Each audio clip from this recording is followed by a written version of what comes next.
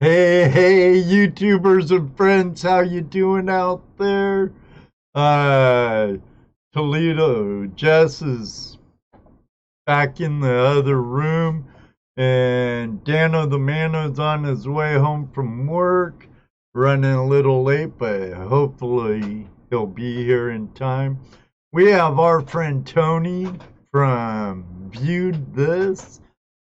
It's not a treasure hunting channel, so to speak, but he is part of the hand. He's a metal detectorist from New England. Uh, he's one of those Massachusettsians. What do they call them elsewhere? Massholes, but he ain't an asshole. Beep. But don't go away, because we'll be right back.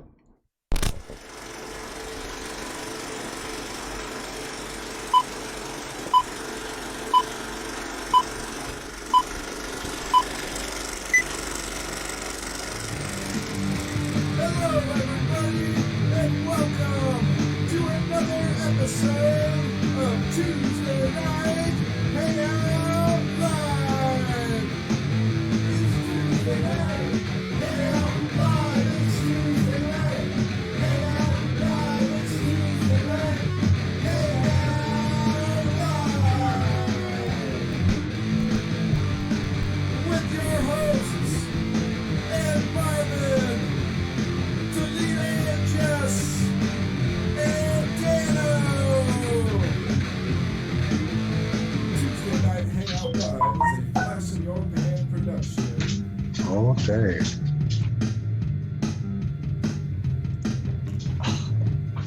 Come here, Libby. Come here. Sorry.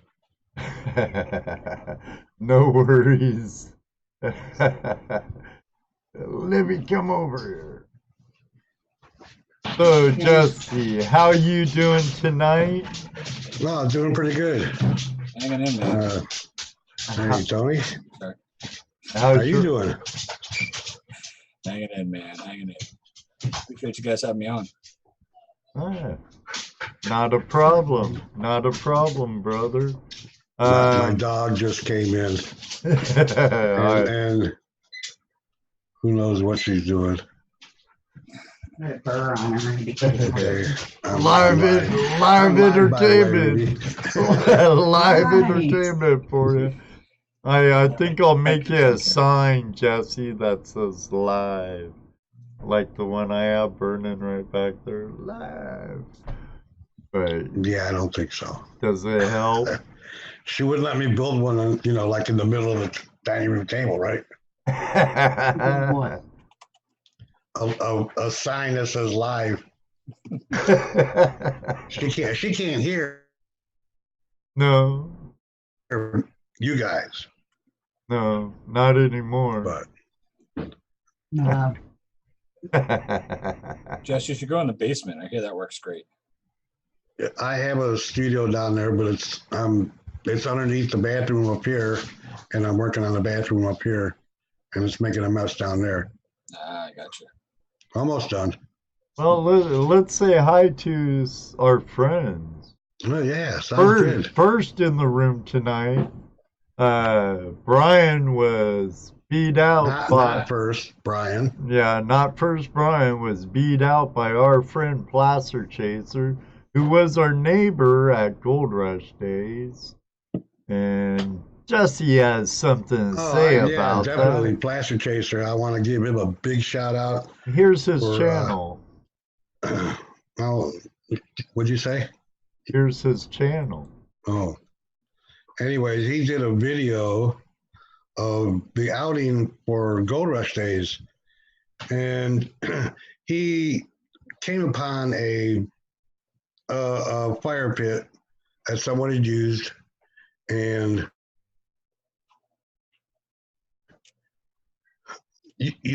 when you throw glass and cans and stuff that's really not meant for burning, when you burn it, your fire's never going to get hot enough to get rid of it.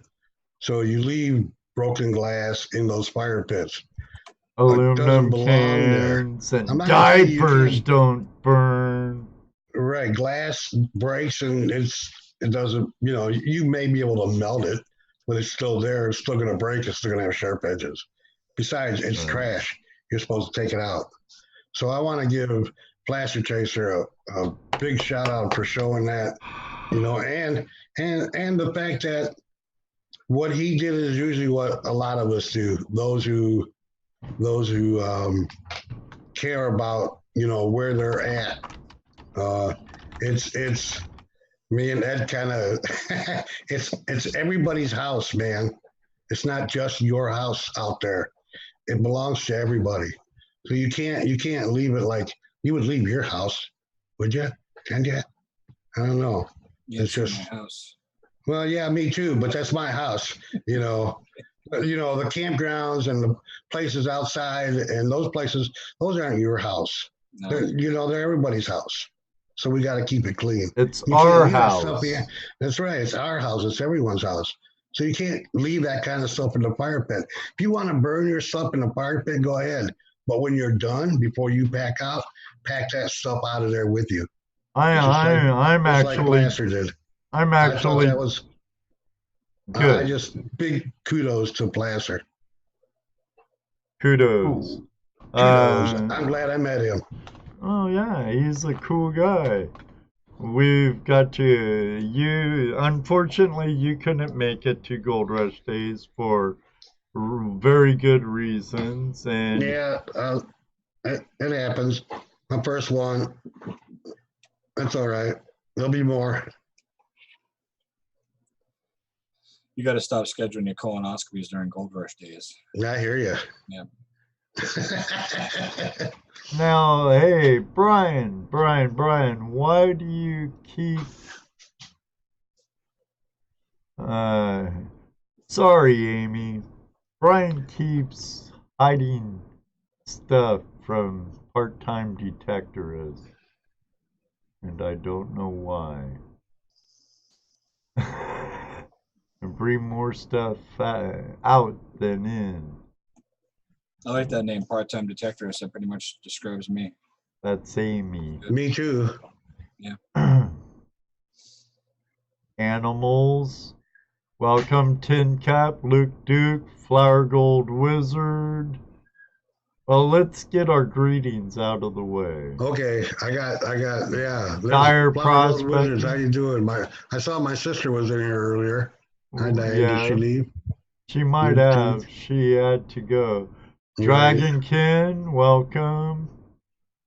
Mr. Tom Sawyer TV, how you doing? Thanks for stopping in. Part-time detector. Brian, quit timing out Amy. Tom Sawyer. Did you see my first metal detecting video? If you can, could you take a peek at it? Let me know what you think of it. Sure will, Tom. And with all these detectorists we have on, we're gonna be doing a lot more. Yeah, Joe Stastakonis. How you Joe, doing tonight? Dire Ben on Prospect. Adventures, what's up? Hey Chris Ben, Dyer, what's up, buddy? Good Bill video. Marsh, Ohio Relic Hunter. I think I forgot the thumbs up, Chris. I will. I'll go back. Yeah, Dwight. make sure everybody hits that. I think Dwight we're at, Wooten. Oh, view this. How you doing? oh, hey. Yeah, if you don't mind, I want to say hi to a couple people. No, hey, jump Oh, in, man. of course Also, we sorry. mind. on Adventures, Drone Kings and Darwin, Susan Hamilton. Love Susan. She's awesome. Oh, Susan, yeah, she's. Oh yeah. She's great. Yeah. I saw Bob Dip was in here. Yep. Luke Duke. Those are just the Yeah. people Hey, I look, know. Adam, what's up, buddy? Yeah, if I Go miss, ahead, keep going, man. We go ahead. You got some more? no, I said if I missed anybody, I'm sorry. Those are some ones you Oh. can see. I'm trying to fly Oh. through it. Yeah, Sharon here, Wheeler. me too. Animals. Con Cornelius is here. Oh yeah, I see him. Yeah. Yeah, miner's wife. Very cool. That's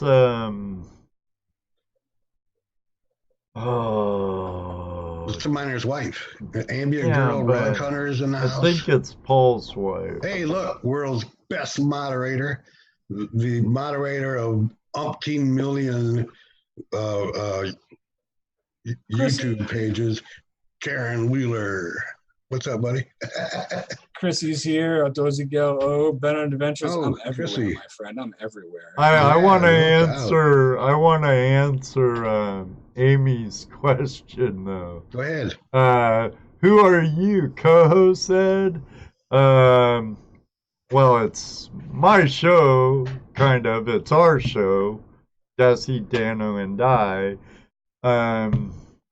I'm the face of the channel, unfortunately, and none of us are very good looking, so we all need a better face for the channel.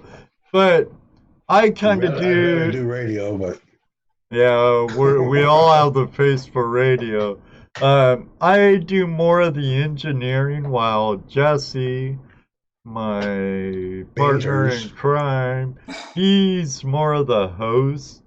And Dano, a co-host, you know, it's kind of a happy collaboration between the three of us.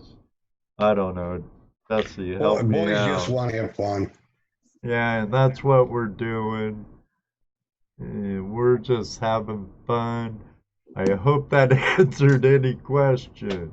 So Animals is Help Animals Live, also known as How to Make Up Your Own Mind. Third channel. Well, third channel name. One of the two. I don't know who they are. I've never seen that one here. You know them, Animals? I know. Yeah. Well, they hung out at Jim's show a lot. Hi, Animals. How to Make Up Your Own Mind, and then it became Oh, long time. Oh, I remember make up that. your own mind on a name. I remember that handle. Welcome, Animals. Maybe that's why they changed the channel name, because they couldn't make up their own mind. Jack Tucker. Yes, I did Yeah. receive the package, Jack. It's Jack amazing. Tucker, what's up? GoPro Unlimited. So we got a lot of people in the house tonight. Well, you're a magnet, dude. We got 36 people in the house and 18 thumbs, which means half of you. No. Job for Ed. Jeff Othmer. What's wrong with you people? So Hey, weird on my side is Chrissy. the painting I've had. So how's it been going? I know I've been seeing you on Jim's show, jumping in and out. Me? Mm-hmm. It's been going pretty good, man. You know, I can't complain. You know, I'm a metal detect. I'm not a treasure hunter as far as gold panning goes, but I'm a channel hunter, so that's always fun. Yeah, it's been going pretty well, man. YouTube. You know, that's kind of cool what you just said about that. That's a good way to tie it in, because you are kind of looking for those treasure I sure am. channels, you know. Sure am. And So, I'll give myself a quick plug if you don't mind. No, go If you ahead. haven't checked it out yet, check out my episode I dropped last night at 11 o'clock. Awesome channel, Patty Broussard. You know, I know you guys know her, but anybody else who doesn't, Oh awesome. yeah. Here, love let me Patty. put She's your amazing. page up. So, And there it is, right there. Patty Broussard's one. yeah, she's great. Hi, I'm Tina She's from Life with amazing. She's an amazing artist, amazing YouTuber. So, and Life with Tina B did the opening for me, which is nice. Yeah. And I've been doing the thing where anybody can do an opening for me, and you can promote yourself. Just know what your channel's about, and you know all that, and just kind of say, "Hey, I'm so and so, and this is what my channel's about, and you're watching Viewed This," and send, upload or unlisted. Send me a link in a private DM on Twitter. I'll capture the video and I'll use you on one of my future videos. So all my latest videos have all had all different people in the beginnings of them, So it's been pretty cool. I'm really enjoying it. I got a whole bunch of them still to use, so it's pretty awesome. Cool. So that's that project you were talking about. Everybody give a quick introduction of yourself with what you do and how you do it. Kind of Absolutely. like what we've been talking about doing with others, you know, Yeah. Jesse? It's a great way to collab with other people. My whole Right. channel is about promoting other YouTube channels anyway. So to get this is an opportunity for me to help promote more people. And if if you're interested in doing it, anyone, the pinned video on my YouTube page, it's like a 3 or 3.5 minute video, explains exactly what to do in it. So the only difference is in there it says to send it to me on YouTube Messenger, which they're now taking away from us. So Oh, yeah. it's the same thing. Instead of sending me the link on there, just send it to me in a DM on Twitter at viewed T. They wouldn't let me fit the whole thing. I don't understand. I don't know. I gotta up my Instagram game. I gotta tell you that. Oh, my Instagram game is weak, man. No, I don't even use it. Yeah, I use it, but I'm very weak also, Tony, and geez, my Twitter too. But hey, follow us on Twitter and Instagram and Facebook and more. And you never go there. I saw you liked like 50 of my old tweets today, and I was like, oh, it's catching up on Twitter. Yeah, I went through a few. That's right. So tell us a little bit about your metal detecting. Sure. So I started metal detecting about 5 years ago. I was living down in Sarasota, Florida, and I decided I wanted to buy a metal detector, and I needed a hobby. I needed something to do. It's always been something I wanted to do. So I picked me up a bounty hunter and went out and just started hitting the beaches, and I got to tell you, man, it's a vicious game in Florida, because in Florida, as soon as sometimes before the sun's even up, they bring these big, huge, heavy equipment out every day on the beaches, and they rake the beaches and make them look all nice again for all the tourists, Right. Oh, and yeah. those things are going down the beach, and there's probably 50, 90-year-old guys out there with $7,000 detectors dodging these things, running around, and then so you got to get there. I had to get there before the sun come up and try to compete with these guys, and then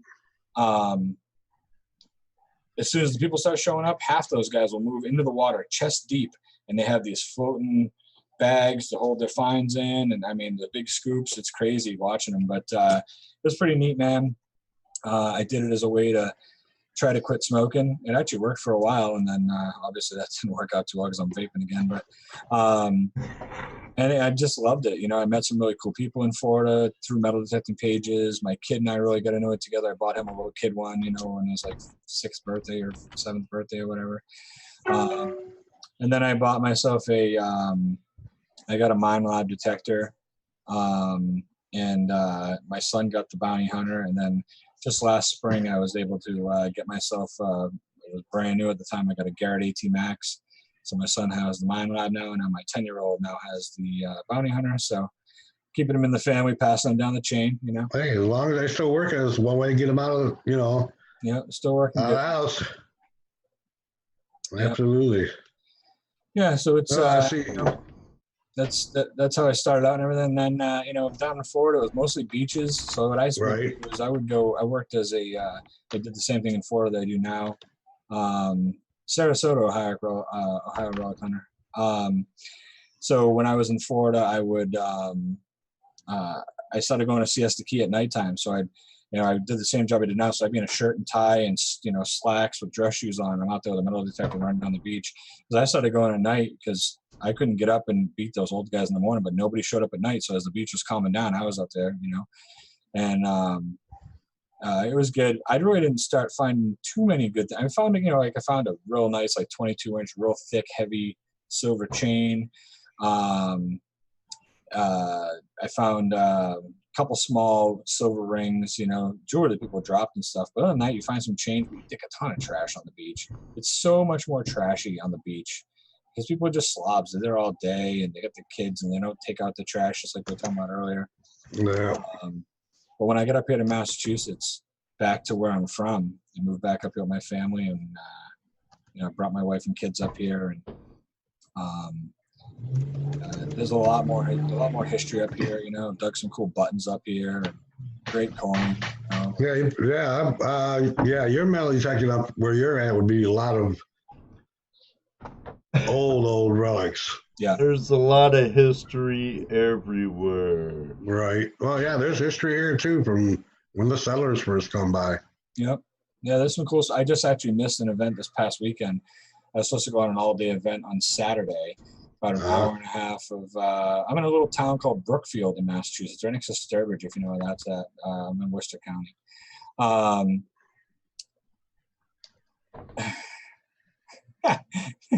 in a UFO. Hilarious place to chase it. So pardon the kids screaming in the background if you can hear them. My kids don't want to go to bed tonight. My wife's doing the one-man gang on all 5 of them. It's awesome. We had a big thing. This guy found somebody who had an old piece of land. It's been the guy's family forever, and you know they own like 100 acres straight back. You know, big like a column of woods, and there's old roads that go back there. So my buddy started doing Right. some old cellar holes, and you know found where there used to be houses back in the 1800s and stuff. I would have loved to have gone there. But I came down ill on Friday night and I was up all night sick, and I just thought, man, feeling like this is not going to be good beyond the middle of the woods. You know what I mean? That's not going to be a good feeling. I'm not going to enjoy it. And it's really too bad because they found a couple of nice eagle buttons out there. And one of the people in the group found a George Washington button, which was cool. Nice. Yeah, so they found some good stuff out there, you know? Yeah, those. I've been watching some metal detectors from up in New England area, and them finding cellars and old, revolutionary sites up in the hills, up in the mountains, you know. Yep, absolutely. It's behind the local high school here, there's a system of roads that goes out to the woods. They're all about a car width, and they're pretty overgrown now. I mean, the roads are still there, but you know, like you can't drive a car down, and they have gates up and everything, so you can't get out of the way. But you would need a 4x4 vehicle very high because they've eroded away and there's big rocks and stuff. But they're nice roads to walk, and right way out in the woods. And there's tons of cellar holes out there, but they've been beaten to death. You know, I mean, just beaten to death.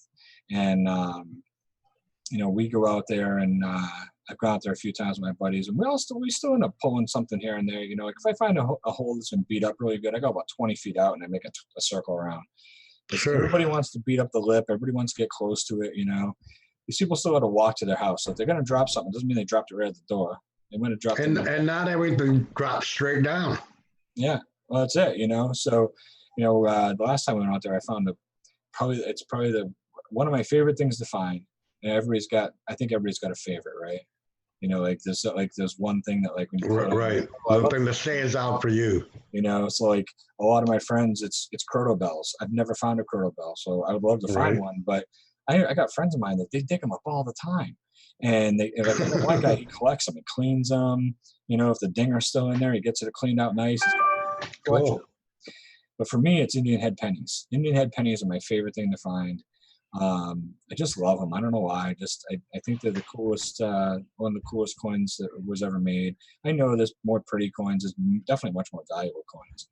But the Indian head penny is really cool to me. I know I don't think a lot of people know, but if my research is correct, the Indian head penny is actually the Statue of Liberty head with an Indian headdress on. So I looked at, I thought that was pretty neat too, you know, good history. So, but, I found 1880 something. I'm not sure exactly the year. I've got it in this thing back here. That's all. I got a bunch of coins and a bunch of my stuff in there. It's a display case. But I pulled this thing out of the ground, and it was like, wow, like full detail, full headdress. I mean, it's beautiful. It's the nicest one I've ever found, and one of the oldest ones I've ever found, you know. So just must have been in the right soil. So, you know. Yep. I don't, you know, I do have a metal detector. I just haven't metal detected a whole lot. I found some stuff in my front yard. I've done a little bit here and there. I found, well, I did find a parking lot full of Hot Wheel cars. You know, so that was pretty cool. You know, trucks and shit. You know, so that was awesome. I've probably found between the beach. I found a lot on the beach, obviously, but still between the beach and up here, I don't know, probably 100 Hot Wheels. I mean, so many, it's unbelievable. You know, most of them I throw out because they're just destroyed and they're just corroded and they look like right. Yeah, these weren't too good, but you know, I was keeping everything for a while. And then I started, I got buckets of crap everywhere. And my wife's like, oh, you dirty old pieces, you know, whatever. So I started just, you know, kind of honing down the collection a little bit. But I do have two, what do they call them? Tootsie cars or whatever. The ones that were real metal, big, thick, heavy ones. They had real rubber tires on them from the early 1900s. I found two of those. We rented a house for the first year we were up here before we bought this house. And I tell you, that house we rented, that little lawn was a gold mine, man. I found like 7 Indian head pennies out there. I found 2 buffalo skulls. I found some Tootsie cars. I was finding stuff all the time. Yeah, I still got more of that parking lot to check out. It's actually a big sand lot. Sandbox. We had a question in the room. It was a little while back about your scariest time. What was your scariest? While I was detecting? Well, yeah, we would hope so. Well, yeah. I think the scariest time for me was one night I was living in Sarasota. And, Hey Tony by Bob Dip. Hey Tony, what was your scariest adventure? So, well, luckily I don't have too many, but my scariest adventure was, I was metal detecting on Siesta Key one night, and it was starting to get dark, and then this guy came down to the beach. And I saw him kind of looking up and down the beach, and I kept seeing he was like, I would move down, he'd move down, you know. So eventually it was starting to get dark. I'm gonna get the hell off this beach. This guy's kind of, you know, there's a lot of people out there checking out the sunset, but everybody had gone. It was just me. And as I went to the car, the guy was walking behind me, and he was like, "Hey, what kind of machine is that? You know, and he's like, does it find things? And did you find any money tonight?" And he's asking all these questions, you know. And as I got to my car, I was like, "Hey, man, I got to go." You know, he's like, "Well, I'm not done talking to you." Kind of like got up, you know, up close to my car. I had the hatchback open. I had put all my stuff in there, and he's starting to look in my car. And I was like, "Hey, man, get away from my car." You know, I was like, "What do you think you're doing?" You know. And he's like, "I'm not done talking to you." And he's still looking at my stuff. And then just as he said that, like the beach patrol cop pulls up on a 4-wheeler.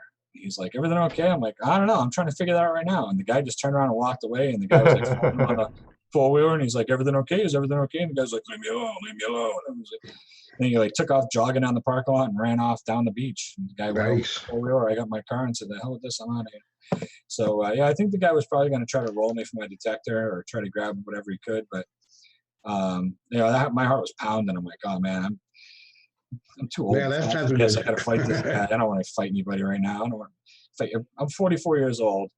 I got 5 kids. I'm a chill guy. If I make it through the rest of my life and never fight anybody again, never punch anybody, I'll be a happy guy." Or have to, yeah, I hear That's what that. I mean. That's the only way I would do it if I had to, you know. Right. It almost sounds like you almost had to. Yeah. Oh man. Yeah, those kind of situations I don't wait to see either. Yeah. Well, you know, the car that I had at the time, my old Explorer, it had the tire underneath, and it had this crappy little thing, and it was kind of in a pocket, locked away on the side or whatever.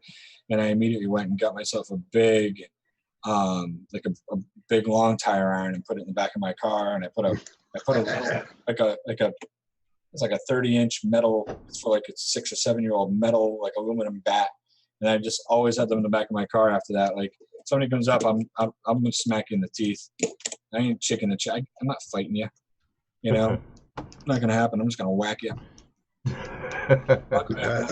Yeah. Up here, I don't have any weapons or anything with me now. I don't. You're from Mass. Just carry a hockey stick.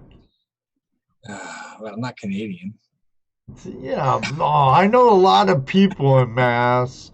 My daughter was born there. My ex is from there. My son lives there. Carry a hockey stick, baseball bat. Have I ever driven truck? Yeah. Like, if you've driven a truck, then you should carry a tire buddy. Oh no, I've never driven truck. No. Oh, he sells alcohol. I've been in the liquor industry my whole life. I had 17 years of running bars and nightclubs. I've been doing this for 10 years. Let's see. So if we want to buy booze, I'm the guy.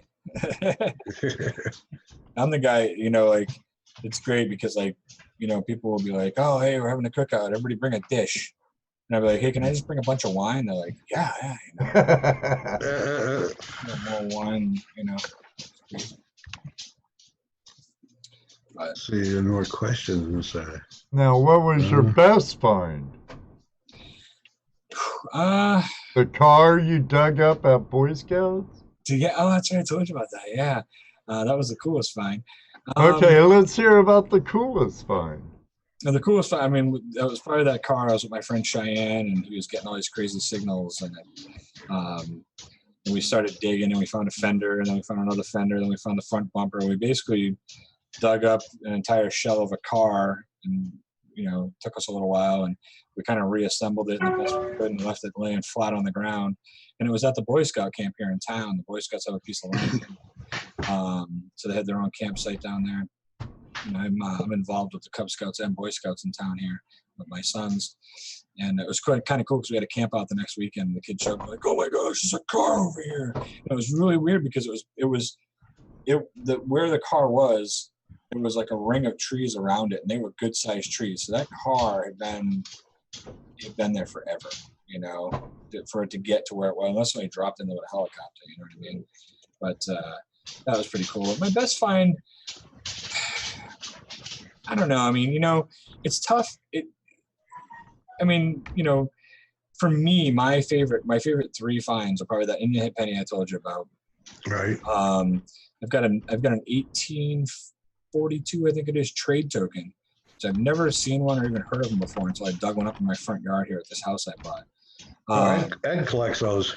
Yeah, I've never seen one before. This one's good for like $40 in lumber or something. I looked it up, but it's really cool. Trade tokens. Oh yeah. Yeah.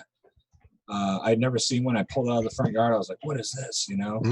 And I think my favorite finds are the ones that bring me the most intrigue to me. You know what I mean? Like that one. Then my buddy has a farm.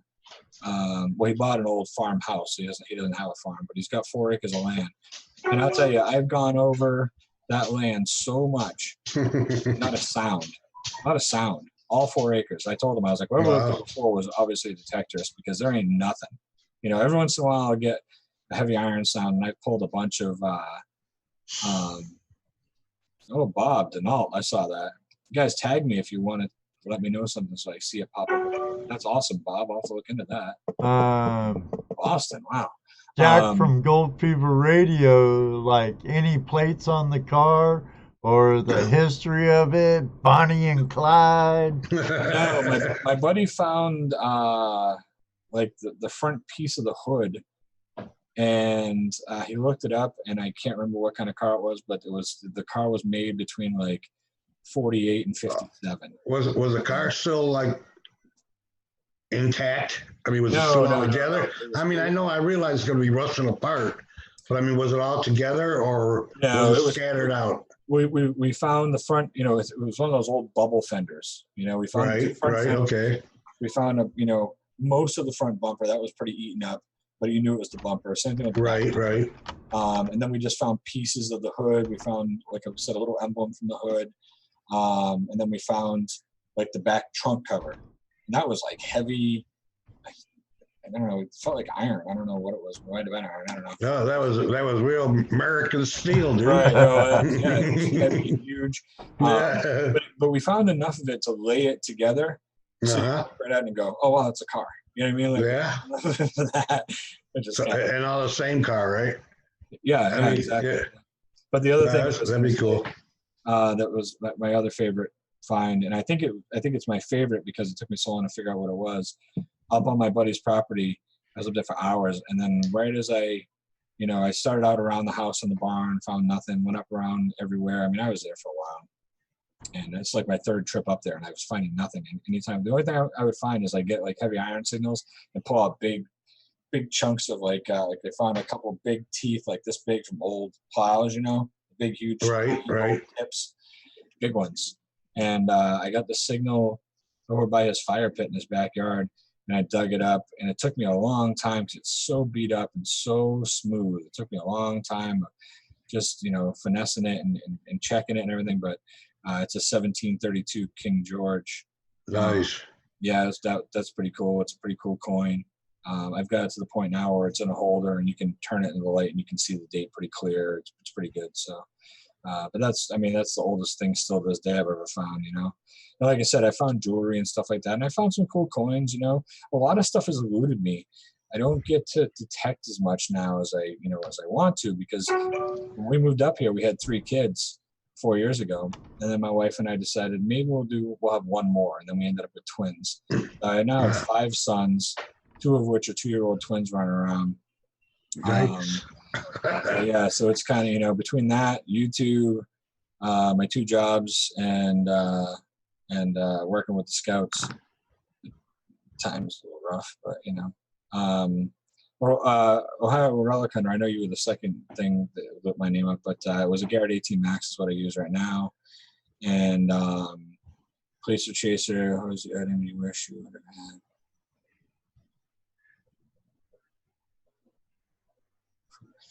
The item I wish I would have had with me, but didn't or forgot while out in the field. I don't think I've forgotten anything behind. I'm pretty good about not leaving stuff behind. Like I said, I don't know. Yeah. I don't think I've ever left anything behind, honestly, or forgotten. I'm pretty good about not doing that. I bring a backpack. Must be nice. So I always forget something.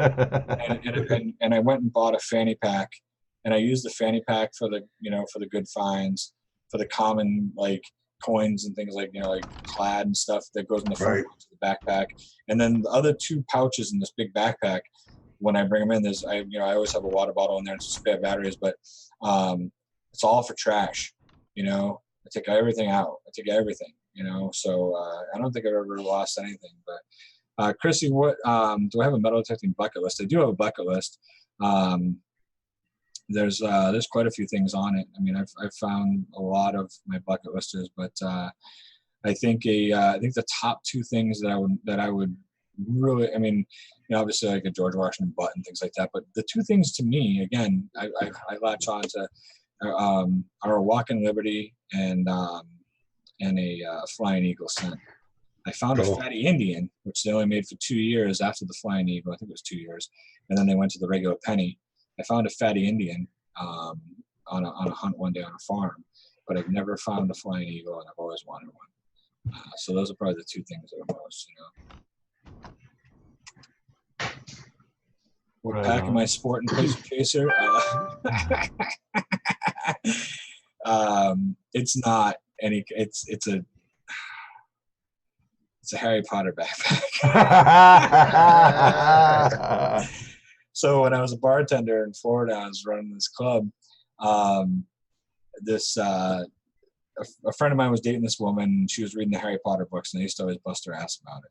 So for Christmas, she bought me the first Harry Potter book. She said, "Do me a favor, read the first 2 chapters. If you don't like it, give it back to me, and I will buy you something different for Christmas." And I fell in love with the book. I read the whole book in a day and a half, and it actually got me back into reading, which was great because I was dyslexic in high school and never liked to read. And that book got me back into reading, which is awesome. So then I love this series so much I was hooked. And at the time there was 3 books out, I think. So I went and bought the other 2 and I read them. And then I was like, oh, I want to know what happens next. So I'd start talking to people at the bar about it when I was tending bar, like, you haven't read these books? You got to read these books. And I must have lent those 3 books out to so many people, got a lot of people hooked on it, because everybody thought it was for kids. And then they realized it's actually an interesting read.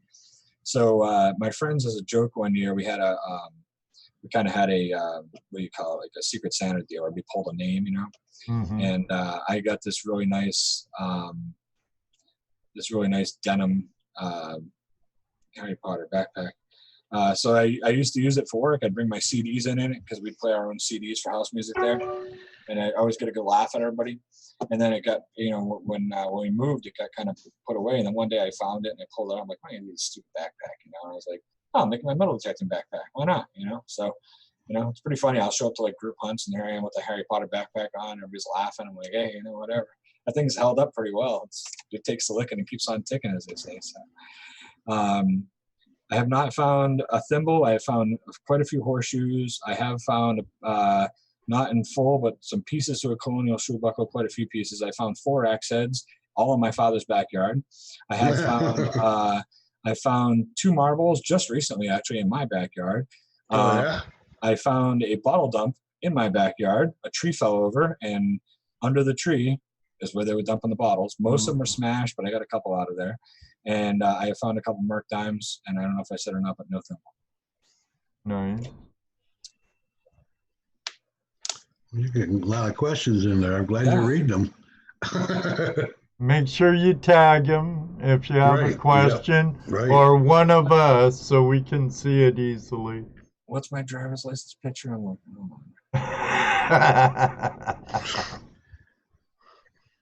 Your social security number and your mother's maiden name. Yeah. So I used to go out with, like a fines pouch, and I have, it's downstairs. I moved a lot of my stuff to the basement instead of a table down there for all my stuff, so it's out of the way and the little kids don't get into it. But I have one of those plastic containers with all the compartments and the little foam in it, so I can put all my shit in it now. Oh, sorry, all my crap in it now. And that goes in the backpack. So, like if I find beat up old coins that aren't clad, but that I can tell right away, it's like, oh, that's just this or whatever, I'll throw those in the fanny pack. The fanny pack I use more often. That's really for like, if I find something like, oh wow, look at, like I was out in my backyard and I found a real sweet Merc dime in my backyard. And then when I'm in my backyard, that's all I carry is that little box. This makes it easier because I'm right outside my house. But yeah, the backpack just was convenient. I see guys slinging all different kinds of stuff, whatever, and the backpack was it. I was like, hey, why not? All right. So let me ask you about coins. Do you find that the newer coins deteriorate quicker than the older coins? I mean, I've noticed. I would. Any of the newer stuff that you find that's been buried for a while is already, a lot of times just not just wore away, but it's like the edges are all just chewed away, and it's just disintegrating from the edges in. So we're not going to have metal detecting for coins in the next 100 years. Well, we will, because hold on, I just want to tell Placer Chaser. No, I don't levitate the rock, but I try to dig around it, and if I can't, then I try levitation. If that doesn't work, I move on. I got a couple of guys I hang out with locally, and I think most people in the metal detecting community all think the same way. They're like, nothing's ever hunted out. I've been living here for 3 years, almost 3 years now. My first year here, I found a ton of sweet stuff, man, some great stuff. And last year, I still found some really cool coins. And then this year, I just found a silver bracelet in my yard with silver charms on it. Nice. And I got most of the bracelet, and I got 4 or 5 of the charms. So I keep going and looking at that same spot. I want to find them all. And I found the marbles in my yard this year. I found, 1929, 1949 quarter in my backyard. It's in amazing shape, like beautiful. I pulled it out. I'm like, wow, So cool. you can just keep going and going and going. I mean, I eventually, long time in the future, everything will eventually be hunted out, maybe. But I mean, you know, I don't think so because new will get lost. New coins being found because all the stuff that's being made now is going to be gone. Yeah, but not all of it. Quarters nowadays, nickels nowadays. It's mostly pennies that are doing it. Yeah, you know, it's mostly pennies. When they moved over to what is it, zinc in the pennies? That's it. Yeah. You know, that's really what does it. You find, you know, you find quarters from the 60s and 70s. They're still in great shape. You know, nickels are still. That's true. I don't find many nickels, man. I find the nickels are the least thing I find. Oh, I know one thing. Old Pop Tops, pull tabs, they sure have a long life. Let me tell you. Yeah, absolutely. Chrissy, I agree. Marbles are pretty. The two marbles that I found though are clay marbles, so they're not as pretty as the newer ones. Do they have? Let me ask you. Do they have bubbles in them? Air bubbles? I don't think so. No. Okay. Because if they had air bubbles in them, they weren't really marbles as much as they were glass pellets used for paint cans. Used for what color are they? They've been in the ground. I haven't really cleaned them too much because my buddy told me they're clay marbles, and I didn't want to ruin them. Oh, they're clay marbles. Yes. Oh, that's different. Yeah, no, I found some clay marbles. Yeah. Cool. Yeah, that's cool. I thought you were talking about glass marbles. Oh no, sir. No. That's what I'm saying. I haven't that I haven't found yet. So no, I have. Those still eluded me.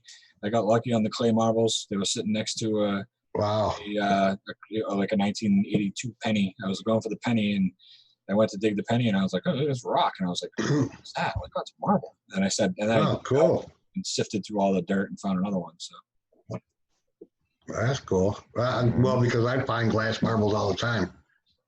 Yeah, see, that's the thing. I have friends. Just about anywhere I dig, I find a glass marble. You know, I've never found one. In fact, it got me hooked on collecting marbles for a long time. I probably got about 3,500 glass marbles that I collected because of who made them and when they were from, and you know, I got marbles that are worth $25, $30 a piece. You know, I got marbles that are 10 cents a piece. You know, but they're. I saw a show on TV. I think it was on How It's Made. I think I used to be hooked on that show. And it's all. Oh, that's a cool show. It was all about making marbles, and the guy was talking about how they purposely go and make a rare one every once in a while. Like they go make a real cool one, they spin it out, and then they put it in with the rest of them. They purposely do that. I thought that was cool. Right. They have marbles that are called end of production runs, and what they are, it's the cut pieces from all the different other marbles that they made throughout the day, and then they make marbles out of all that glass. You know, I just some really cool stuff. I see that Part-Time Detector said nickels come up the same as gold rings, so if you're digging them, you're on the right track. I am a dig it all kind of guy, so that's another thing about me too. Like like if I go out and we're all out, like, I got guys they're literally like almost running with their detector and they're only hitting peak targets. I'm a dig it all kind of guy. You know, if it's a heavy iron signal or, you know, real heavy or something, and we're on a big fresh piece of land and this fine's coming up, then I'll probably move on. But I usually walk out of the woods with a 50 or 60 pound pack because I'm digging everything. I dig it all. You know, when I first started, I was going for the signals that were going to be the cool stuff. And then I met a guy one day, and I was doing the beach, so you kind of had to. But I got up here, and then I met this guy, and we went out in the woods, and he was like, and I'm kind of moving along. I'd hear something, I'd move along, and I didn't have headphones at the time, so he could hear my detector. He's like, "Why aren't you digging that? Why aren't you digging that?" And I was like, "Oh, it's probably this, it's probably that." And he's like, No, man, you dig every target. And he'd been detecting for like 40 years, and he's like, "Just dig it all, man. You have to." And that was it. I got hooked on the dig it all theory, and I always do. And I know there's a lot of guys, you know, I watch the Hoover Boys once in a while. They're big, you know, kind of dig it all kind of guys and stuff like that. So I would say I'm a digs it all. I would say I'm a dig it all guy. Zero discrimination. That's what she talks about. Yeah. Yeah. Ambient girls. Rid of all that garbage to find the good stuff. Ambient girl's a dig it all gal. She's the Iron Queen, she says. Have you ever found a red ruby stone and dumped it the philosopher's stone? I'm never gonna let this Harry Potter thing down, I swear. I told you what to Harry do. Potter comments on my videos. I told you what you should have done. Oh man. Anyhow, no, I've never found the Sorcerer's Stone. The Philosopher's Stone.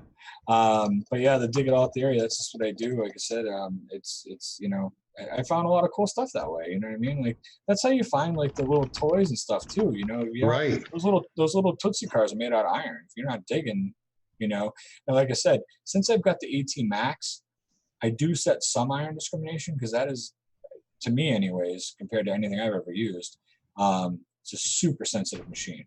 Yeah. I mean, it gets everything, you know.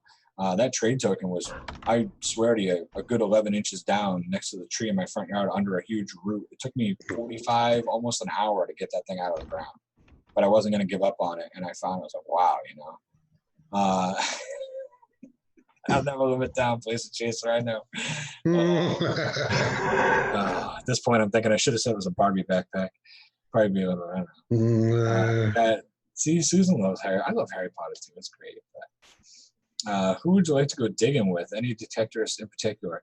There's a few. Obviously, I'd love to dig with the Hoover Boys. I've been watching those guys for a long time. Did an episode about the Hoover Boys. It's the only metal detecting channel I've done so far. I would love to go metal detecting with Ed and Jesse. Honestly, I mean, I would love to just go hang out with these guys someday. And end of the month, we'll be up in Vermont. Ooh. Okay. Oh yeah, actually. At not Coolidge State Forest, but the one just south of it. Is it Pound? No, Pound the Ground just went by. I think. Not Pound the Ground. No, we're not going to a metal detecting event. We're going to a gold prospecting event. Oh, very cool. You know, I got to get into that, man. I guess I'm gonna have to just break down. There's an excuse. I'm gonna have to break down and buy the pan and whatever. Yeah, it's called a gold pan. Gold pan, thank you. And a snuffer bottle. You'll need that. And yeah, so I mean, yeah, but I think, you know, I think it was something cool. Were you in the service? No, sir. No. Oh, well, there goes that opportunity, huh, Jesse? Yeah, I know what you're talking about, too. I heard you guys telling somebody that one night. That's pretty cool. That's awesome, I think, that you guys did that. Well, you would have made out, dude. Oh, yeah. You would have been hooked up. I want to give a shout out to my boy Chris from Beer, Bourbon, and Games. Just came in the room to hang out. Chris. Yeah. Hi, Chris from Beer, Bourbon, and Games. Welcome. And Zoltan Bose. If you like beer, bourbon, or games, mostly beer and bourbon. Welcome. Sorry. Good. I was going to say he's got a great channel. Okay. Cool. Let's say hi to a few more people that come in since we've said hi last time. There's Tazzy Adventures. I saw him a while ago. And Ray Moore. Yeah. Who else? The Chaos Paddlers. How you doing tonight? Jacob, welcome. Yep, I just came in. And who else did I see a minute ago? W.Y. Gold. Oh, yeah, W.Y. Gold. Yeah. That's your new name, brother, because gee whiz, that's a long channel name. Yeah, no kidding. Hi, Gold's Metal Detecting Adventures. Yeah, man, I got to tell you, I'm glad that I picked a short channel name. You know, it's not super short, but it's not super long. Right. Sometimes I'll go in somewhere and someone has this long name and I'm thinking, man, I'm so glad I'm not. And I'll tell you why. It's not that, don't get me wrong, it's not a bad thing, but it's a bad thing for a guy like me who is on Facebook, on YouTube, on mobile a lot. Because on mobile you can't type it, so you have to type the name out. Oh, yeah. Oh man. And then you got a name with an apostrophe in it. That'll screw a guy like me all up. You know? What's the matter? Your fingers too skinny? Pound the Ground is coming up. See, I thought that went by. Yeah, I don't know. I'll have to look into that. I thought it already went by, so I kind of. Oh no, it is coming up, but no, we're not going out there for that. place to chase. So I'm not in Ohio. I'm in Massachusetts. I went to Ohio for the first time ever about 2 months ago. I went down. My mom was in Ohio. I went to visit her. She just moved there from Florida. And here they do an event here. It's been 4 years now. And then the guy said at the end of the one this past year, he said, "Come next year for the final one." So I guess he's all done doing it. You and I are friends. You and I became friends on Facebook. We have 5 mutual friends. They're all metal detectors. His name is Doug Bowden. You're friends with him on Facebook, and so am I. Doug's a local guy up here, and he does an event called the Penguin Dig. He does it in the middle to end of February. So Penguin Dig? Yeah. I think I've heard of it. Oh, it's awesome, man. He goes out and they seed about a mile of beach because that's the only ground that's not completely frozen solid. And it's pretty cool, man. You know, it's we've gotten really lucky every year. It's been like 45, 50 on the day doing it. It's crazy that we've gotten such great weather 4 years in a row. But Penguin Dig's a ton of fun. It's a seeded hunt. You'll find natural finds on there as well. They bury all kinds of stuff. So at the end, they'll be like, "All right, who found the space shuttle keychain?" And somebody will raise their hand. He's like, "All right, here you go. You want a brand new Garrett AT Max?" They give out, nice. Last year, I think they gave out 17 detectors, tons of pinpointers. It's amazing the stuff that get donated. It's crazy. But a lot of fun. Isn't that where we're going to be at? State Park? That's what he's talking about. The Mojo! And California Gold Rush. Smoking September Dig, September 27th, Camp Plymouth State Park. Bullpanning Party. Brian's going to be there. It's just south of Coolidge. It's down by those lakes. Don't ask me what highway it is. I'm sorry. Well, welcome, Zoltan. Thanks, Brian. I forget it's all recorded. You know? Yes, I do. I am getting gold fever. Actually, you saw that comment from Placer Chaser. I thought about doing gold prospecting a while ago, but I was in Florida, and it's like, well, it's all ocean. I lived on the coast, I'm not going to be doing that. So, but then now that I've gotten up here, there's a lot of streams and rivers up here and things like that, There's gold in Mass. There's gold in Vermont, New Hampshire, Vermont, New Hampshire, Maine. And if they tell you there's no gold. Part-time detective said that they've dug up a space shuttle, and that's pretty cool. Has anybody in the chat ever gone to the Penguin Dig? Is anybody from up here local that's gone to whatever? I don't know. The first year I think they had 120 people. The next year they had about 150 or 60, and then it was almost to 200 the third year. And last year it was like I don't know, 275 people. It was huge, and the reason why it's such a big event is because he gets everything donated. So he asked the communities, if you got extra coins, send them to him. He put a big thank you list of everybody that donated and all that. And then he, the entry to the thing, because everything's donated. So the entry for it is you have to bring a $20 or more metal detecting related item. So, and then when you get there, you give them the item and they put it on this big, huge, long table. And at the end of the event, after they've given away all the stuff for the stuff they had buried and all that, everyone gets a ticket with their name on it, goes in the jug, and they start pulling out names. And they just go through until that jug is empty, and everybody gets to go up and pick something off that table. So you bring a $20 item or more, and you get to take something with you. My son we actually have an extra detector kicking around in the garage back there. It's I can't remember what kind it is. It's green. I don't know what it was, but my son grabbed that off the table. It was a used detector. He's like, "Dad, why not?" So my other son got a brand new pinpointer. It's the same one that I had, the MDX or whatever, but it's like a $7 or $8 pinpointer. He got that off the table. So you got to bring a gift, and then a swap gift, and then you get to pick, which is cool. We've gotten really lucky. We always get called pretty early, like within the first 20 people, it seems, every year, which is amazing with the 200 something people there. So. And every year we donate the same thing every year. I go on Amazon and I buy some kids detectors for like $26, $27 a piece.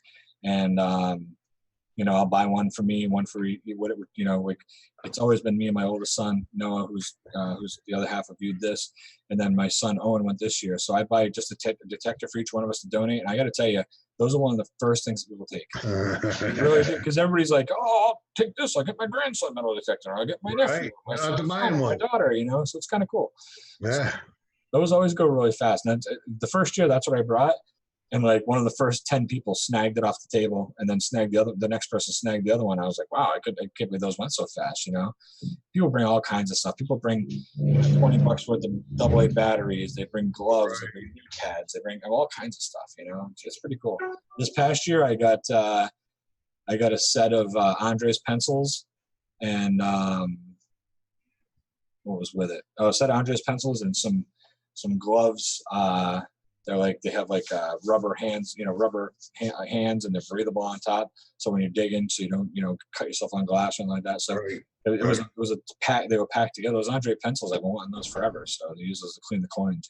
Pretty cool. Yeah, you want to dig in some old fire pit and run in some broken glass in there, right? Exactly. Right. Exactly. I'm so bad. But it's a good point, digging fire pits, if you come across an old sourdough camp in motherlode country, no matter where you're at, right. New England, Cali, anywhere down in the Carolinas, and you come across some old camps or a cabin and stuff, you'd want to search the hearth area. I just wanted to comment real quick. AU Family Prospecting, if you're talking to me, man, thank you so much. And I will continue to do what I'm doing, man. I think you're probably talking to me, unless there's somebody else in here that's doing the same, or close to it. But yeah, it's I love what I do, man. It's a lot of fun, and it's great on my channel. Sorry, I saw that. Yeah, no worries. Hey, John, should I tell Jesse about what we've been talking about? Well, yeah. Well, I was gonna tell you, but John is gonna send us a super sleuth gold pan or two. I think just one. Wait. Yeah, we're not getting 3. It ain't for our personal use. But he wants the Flash in Your Pan crew to sign them. And then I'll mail it to another creator on his list in our finger of the hand, and they'll sign it, and so on and so on and so on, and it do kind of a Ray Dirt Hog or Gold Hog flag type thing, right? No. And then it's going back to him. It's a Mojo Wolf thing. It's not any one of those, but I know what you're saying. Right, and then it finally get back to him. He's gonna use it for a giveaway. For I don't want to bring up another window to read the email, but either his 1,000 subscriber giveaway or something like that. That's cool. So is it gonna have it there when we go? Huh? Is he gonna have it there when we go up there? It ain't Mojo. Oh no, John who? AU. Oh, AU Family Prospecting. Jesse. Oh, okay. I'll be right back. John Cassandia. Oh, okay. AU Family Prospecting. Very cool. The one he was just talking about. Fan raid. I see them talking about Liberty, Washington. Hell yeah! There's some damn good gold in Liberty, Washington. I mean crystalline gold. It's world famous for their crystalline gold deposit. Mojo, if you go, I'm going with you. I don't give a beep how I do it. But I plan on being in Washington and Vancouver and the Gold Show in Portland in late March of this year. Yeah, I guess it'd be 2020. But I'm just letting Ed do his thing. That's all right. Checking out channels. I just saw that Liberty, Vermont, no, Washington, and sorry, brother, I had to jump on that pony, and since you read that statement from AU Family Prospecting, John, and then I brought up the gold pen. Sorry, I'm taking your spotlight. You listen, take all the light you want. Yeah, all right, it's your show. I'm just here for the ride. It's our show, Jesse. Oh yeah, come on, hop on in. Let's take a joyride. Drive it like you stole it. Oh yeah, Chrissy's doing 1,000 U-boats, which I don't know the U-boats thing, but you know, we call it. I have 1,000 U-boats giveaway. She hit 1,000 subs, and she's doing a giveaway on her channel. So you put up a video today, so. It might be blocking them when they say subs or something in the chat room, because in my free, it's so that there's no footprints. Yes. Yeah, I get it. Anyway, she's got a cool giveaway going on. So I better put some tape over my camera. It's too late, buddy. It's too late. Oh man. Oh. So I got a question for you guys. If you okay. Real quick. Can I go off topic? You just sit around. Yeah. You know, there's nothing structured about what we do. No, we shoot from the hip all the time. Yeah. And only because tomorrow is September 11th. I just wanted to know, like, what do you guys?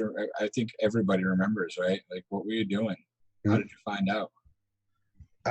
That's a story I'm saving for tomorrow night, as a matter of fact. Okay, well, on Jim's show. Yeah, but I would like because to have a moment of silence since we won't be on. I have visuals. Visuals. Yeah. Well, I don't think I'll be on that show. Oh, bummer. I don't know. I'll watch it later. Tomorrow night's so far away from me. It's just something that I carry something with me that reminds me of it every day. Gotcha. I know exactly where I was. In fact, I've been through two assassinations, one assassination attempt, a space shuttle explosion. What else? 3 things I remember. I'm 44. There's 3 things I remember exactly where I was and what I was doing. I was in, I think, 5th grade, and it was lunchtime, and me and 4 of the kids in the class like really wanted to see the Space Shuttle Challenger launch. So they brought us down, put us in the hallway, rolled the TV in, and got the antennas out and got the news station on, and we watched the Challenger explode. I had it on videotape for a while because my mom had taken one of my wrestling tapes. How dare she? And was recording over my wrestling to record her daytime soap opera. And came in with the special thing. Hey, you know, because it used to be a big thing when the space shuttle launched. It was on every TV station. Oh yeah. Oh, dude. And I forgot to mention this moonwalk. Yeah. So I had a video for a long time. I don't know what happened to the video, but I remember that. That 9/11 and when Princess Diana got killed. Those are the 3 big things that I remember exactly where I was at when I heard that news. It's like one of those things that's burned in me. Other than that, I can't think of anything really big, you know, that I can remember the memory of where I was at when I heard about it, you know. But, yeah, I got like that makes like 6 or 7 for me. Yeah. the big things that I remember exactly where I was at. But that's for tomorrow night show. I When I blocked was, him. I'll tell you mine if you want to hear it, because Sure, go ahead. I don't think I'll be on Jim's show. I don't know. We'll see what happens tomorrow night. Too far I was ahead. working as a bartender / bar manager at a place in Florida. I know I wasn't. Sorry, different job. I was working just as a bartender. I was at a place called the Lost Kangaroo Pub. And my roommate at the time, he was one of the door guys there, and him and I were good friends, and we split an apartment. And he was working for Charter Communications and the cable company. And I had gotten home from work. It was late. I used to just chaser. We used to work late. We were encouraged to drink while we worked. So most of us took cabs to and from work because you knew you were going to get a great buzz on, you know. So I got home at like 6:30 in the morning. That was after me and the other bartenders all shared a cab to Denny's, and then we all took separate cabs home. And I passed out on the couch watching TV, and all of a sudden my roommate woke me up right after the first plane hit, and he was getting calls from work. His phone was going nuts. Now he was a tech guy there, and they were calling him asking him to come work the phones because the phones were blowing up. What was happening was people didn't want to believe that we were under attack. So they were calling the cable company asking if someone hacked in and played this fake footage. And so he told them, no, I'm not coming, you know, I'm not coming to, you know, to the, not coming to work or whatever. So him and I started watching it, and then we saw the second plane hit. We saw everything else from there. There was no footage of the first plane hitting anyway, so we watched the whole thing happen. I had to go to work that day. I had to open the bar at 1:00 that day. It was just a sad, somber day. I'll never forget it. It was a day people cried and people hugged each other and held each other, people who didn't even know each other. If somebody was crying, somebody would go over and comfort them. It was really, really amazing. It was surreal, you know. We had it on all the channels in there. You know, my boss said, no music. You know, just leave that. What's up, Ozart? Just leave that up on the, you know, on the TVs. Everyone, the world's captivated right now. We're under attack, you know. Right. And the craziest thing about it was I had this regular who used to, his name was Tim, real nice guy, super, super quiet guy. Sat down in the bar. He had a hard time approaching people and starting conversations. So some of the other regulars knew him, whatever, but I would always go over and say hi to him. And real good guy. And he came in, he was almost inconsolable, you know. And he just found out that his uncle was on the plane that hit the second tower. Yeah, so he lost his uncle, and you know, and it was crazy. You know, he's sitting there, and I think it's the only September 11th to me is I think the only day in my life ever where I wanted to fight a woman. And so this guy's you know, he's super sad, and I'm talking to him, and you know, I walked around the bar whenever, gave him a big hug, and just sat there hugging this guy for probably a good solid minute, you know. And just the way everybody was that day. Everybody was sad, you know. Everybody was comforting each other. And this little loudmouth stripper that worked at the booby bar down in town, she come in the bar, and she was always loud and obnoxious. She hated seeing any of the strippers come in because they have that stripper mentality of me, trying to mooch drinks off people and stuff. Right. She came in, and she's like, "What's going on in here? Why is it such a pity fest?" And I was like, "Have you looked at the TV today? You watched the news?"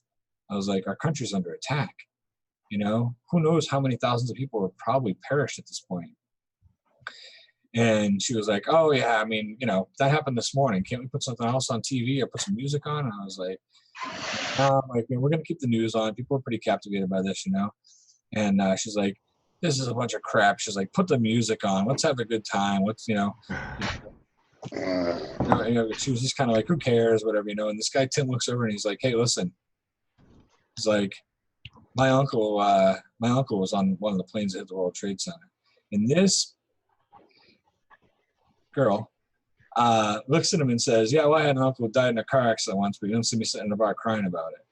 And I ran around the bar. I was furious, and I came running around the bar, and I was like, "Get out, get out!" And I was up in her face, and I just like, with my chest pushing against her, I just pushed this girl all the way out the door, right out the bar. And I told her, I was like, "That's it, you're banned. You can never come back again, ever." And I called the cops. I got a trespass on her and never let her back in the bar ever again. I was so mad about it. It was what a crappy thing to say to somebody, you know? Like my fists were balled up. I wanted to fight this girl so mad. Like, how doesn't being like that, you know? Yeah, that's pretty horrible. Selfish. Horrible. Yeah, it is. But we lived in Bradenton, Florida, which is right next to Sarasota, Florida. And President Bush was at Booker T Elementary in Sarasota reading to the kids when this happened.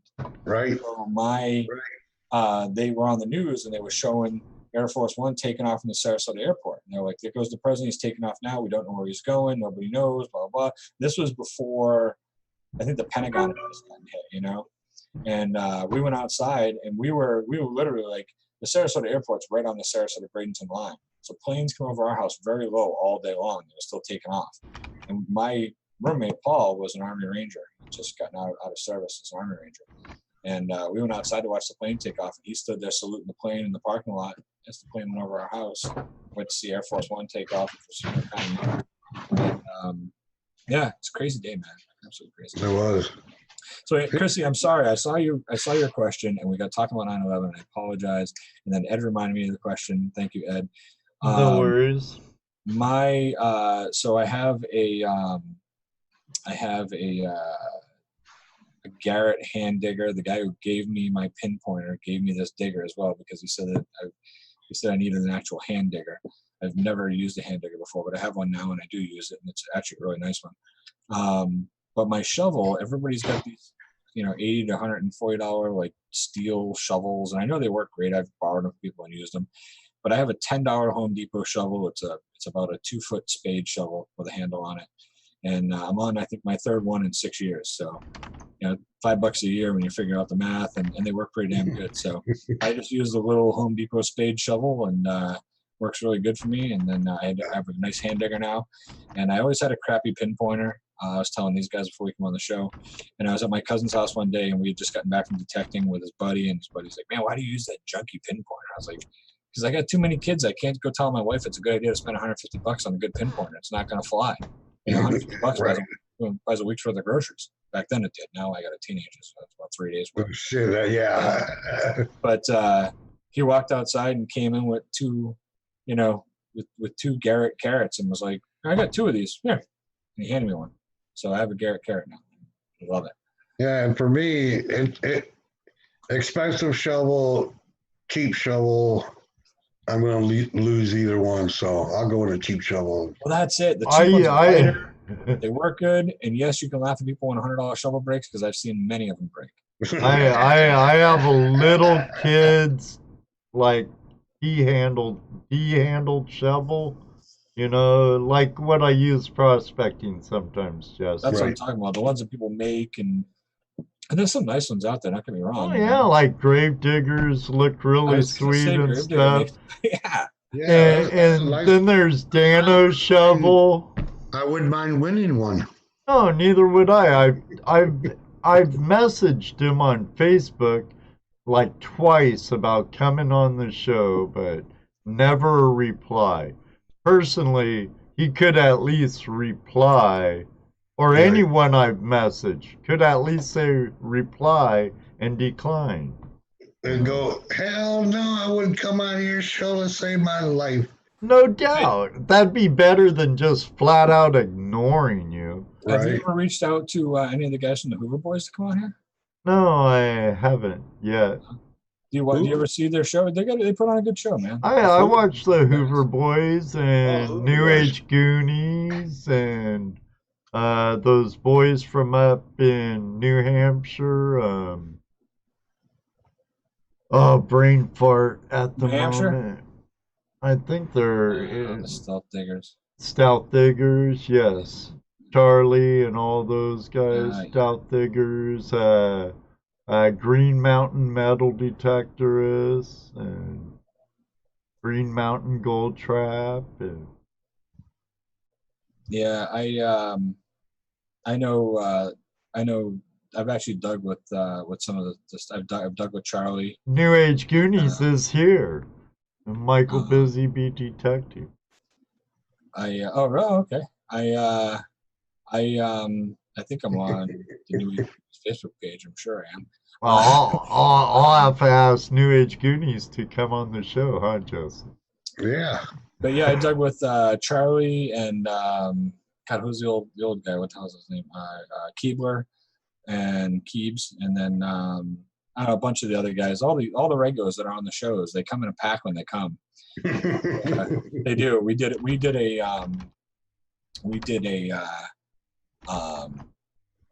hunt up in Hubbardston, Mass. We found these fields, and they were owned by the town. This guy went and talked to the town. The town said, "Go ahead, as long as you don't make a mess, you guys can go up to town property." So we put together the thing, and some of the stealth diggers go down, and we had a good time with them. They were pretty decent guys. They do their thing or whatever. But it was cool to have them there with us. And my son was there, and they were all super nice to him and really helpful to him. Like when he was pulling stuff out of the ground, he didn't even have to come over and ask me, like, "Hey, Dad, what's this?" Like they were right there to help him with stuff and everything. So it was pretty cool, man. It was pretty awesome. So I watched some. We didn't find too much. We found a couple older coins, nothing great, no really good finds that day, some small cool things or whatever.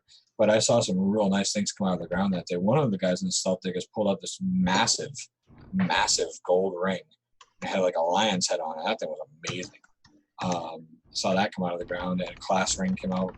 Somebody got one of them. So it was a good time though. They were a decent bunch. I don't really. I'm not in the stealth diggers group, and I don't really chat with those guys anymore. But they were decent when they came on, and they were good to hang out with. Unfortunately, I have like umpteen billion subscriptions, and I belong to all kinds of groups. And between my channel and every other iron I have in the fire. That's why you and I have 5 mutual Facebook friends, because we're you and I are probably in 80 different Facebook groups together. We don't even know it, Probably. Yeah. I wouldn't doubt it, Tony. Yeah, once you send me the request, you're like, man, we have 5 same people. Yeah, I couldn't believe it. It's crazy. And they're all detectorists. Right. Absolutely. Now we'll have to get you, infect you with gold fever. Remember, we'll be at, what's the name of it? The Smokin' September Gold Pan and Dig at Plymouth State Park. Plymouth, Vermont. No. Yes. Plymouth, Vermont. Yes. September what? What's the date? It's the last weekend in September. Okay. My birthday present to myself. Oh, that's great. I don't know when. I'm pretty horrible because I don't even know when Columbus Day is. But Yeah. whenever that is, find out right now. The 27th. 27th, 28th, 29th. That's the event you're going to?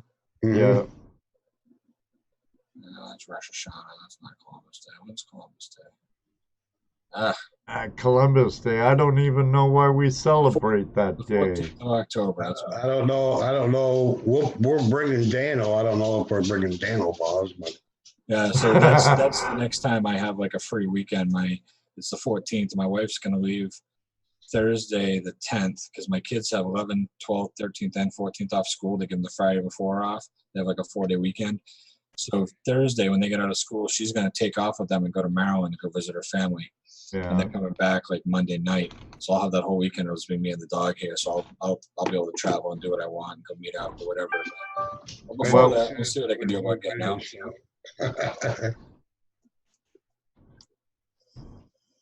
Won't let me post the link. Can't post it because you're not a mod.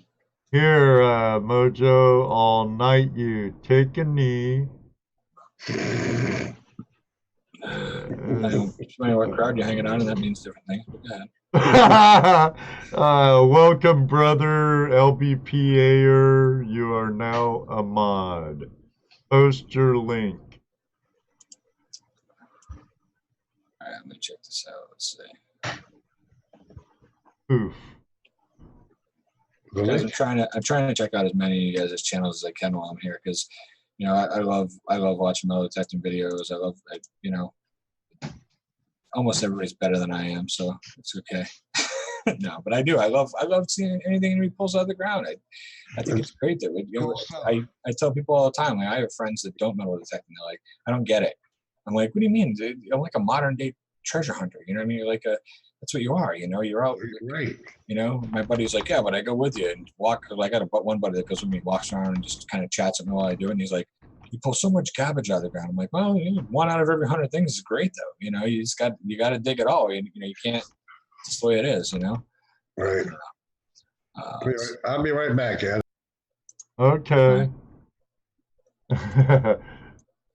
So, what else do you have interesting? Any questions from Chrissy? She's always good with the Chris. Oh, she's awesome. Chrissy's she's sharp as a whip. She comes up with some great questions for guests on call-in shows, and she comes up with some great deep dive questions for our buddy Jim. No, yeah, that's true. My son lives in Lowell, right by some of the canals. I was in Lowell today. Oh yeah. Oh yeah. Huh. I run all of Central and Western Mass for my company. So I'm a regional manager for my liquor company. So I run all the sales team for all Central and Western Mass. So a lot of times, a lot of what I do, honestly, and this is why I've become so proficient, I think, in YouTube, is I sit in the passenger seat of the car with the rep and go out for the day with them and kind of help them along the way. I try to help help push sales over by, you know, jumping in and helping out, or, you know, training new reps or whatever. I'm always working with reps. And a lot of times, you know, we're going from one place to the next place. It's a 20-minute drive. I got my earbuds and I'm checking out YouTube and watching people's videos and doing whatever I can, you know. But yeah, I was up in Lowell, and where were we today? Lowell, Chelmsford, Ashland. We were all over the place, but yeah. Oh, okay, cool. But my youngest lives in Lowell. We see. Yeah, my cat was knocking at the door, and my dog was telling me, "Hey, cat wants in." So, HD Shovel Ed, our friend Ed. The other Ed. What's the closest treasure you have within reach? I think our treasure hunting friends want to see some what? Treasure porn. For dirt. Well, like I said, I moved a lot of my stuff into the basement and set up a table because my little kids were getting into it. But hold on one second. I'll shut my camera for a second. Sure, I'll pop up Jesse, and we could shout out all of you lovely people. Yeah, who did we say hi to yet? Brad from Drone Kings in Darwin. In Darwin is in the house. One of our video call-in show crew friends. Yeah, how you doing? Speaking of dire prospecting, dire gold prospecting made this little itty bitty high banker. I know, I saw it. It's running Dream Mat. I saw that too. Yeah. We might have to give him. I have a couple of sluice mats. Dare I say we've converted someone? Oh, I don't know yet.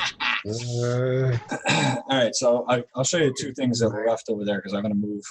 Okay. Instead of moving everything out of the reach. Let me spotlight you. Hey. All right. So my twins have been coming here and ravaging everything. So almost everything's moved out, but I did grab a couple things out there. I got a bunch of coins in there. A lot of them are just mercs and, you know, things like that. But this is also one of my favorite finds ever. So I'll show you these two things. So first is this. So this here, I dug this in my yard, and just a rock, right? But if you look at it and you look at the way it's shaped, when I pulled it out of the ground, I noticed it has a perfect, it's like a perfect pistol grip, right? It's perfect. It has indents for, I gotta hold this up again. It's got indents for fingers and everything. It's perfect grip. And I immediately thought, wow, that's really cool. Like, it's so weird. It's such an odd shaped rock, you know? Right. And so I brought it to, and you can see it, you know, it looks like it's been cut here and here, you know. I brought it to one of the local historians, this older guy I know in town. He does a lot of research on Indian artifacts and things like that. And as soon as he grabbed a hold of it, he was like, oh yeah. And I was like, oh yeah, what? And he's like, this is definitely some kind of a tool. And he imagined it was probably held like this, and they probably use it to grind corn or something like that. But it's completely flat on one side.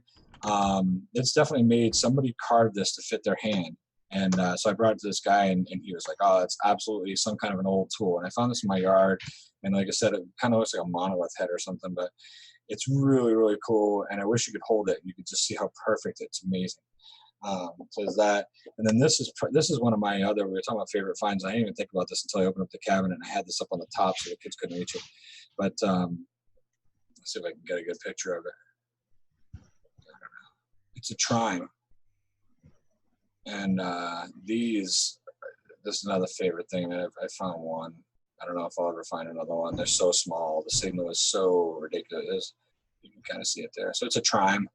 But I love this coin. It's got the 6-pointed star on one side, and it's got the three lines for the trime on the other side. And these are beautiful little coins. This one's in fairly decent shape. God, I wish I had better. I wish I could get it better, but anyway, it's definitely, I promise you, it is a trime. But they're tiny little coins. If anyone's ever, I'm sure you guys have probably all seen one or whatever, but they're thin coins. They're tiny. There's a dime, you know, I mean, you look at the difference in size between the trime and the dime. You know, a dime looks pretty big next to it, you know. Oh man, I guess. Oh, almost hit. So, Right there. What's that? Up a little higher, so your hand is the background.